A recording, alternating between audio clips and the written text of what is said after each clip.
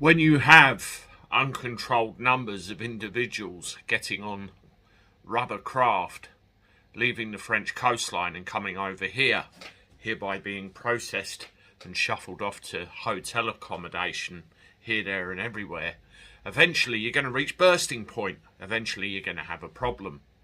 And in Pimlico in London, that's exactly what happened.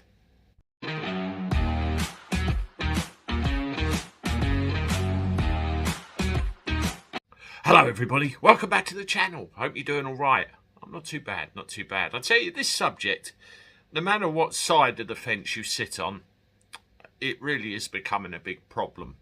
A very big problem. Well, it has been for years, let's face it. You get increasingly large numbers of these individuals coming over the channel, and they're dealt with.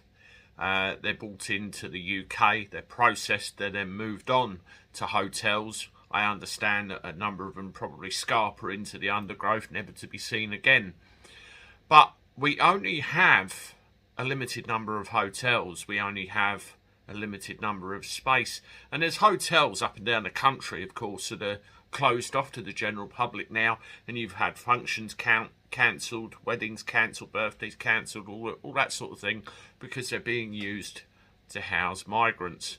And let's face it, the owners are probably getting a damn sight more money off the central government than they do off of the likes of you and me that want to go away for a week.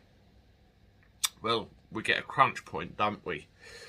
Look what happened in Pimlico in London. I saw a very interesting piece of video footage with Richard Tice, who actually interviewed one of these migrants outside, a guy who says that he's from Iraq.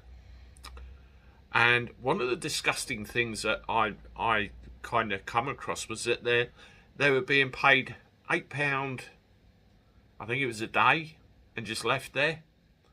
And they were being stuffed in these hotels, 4 to a room, across 2 bunk beds.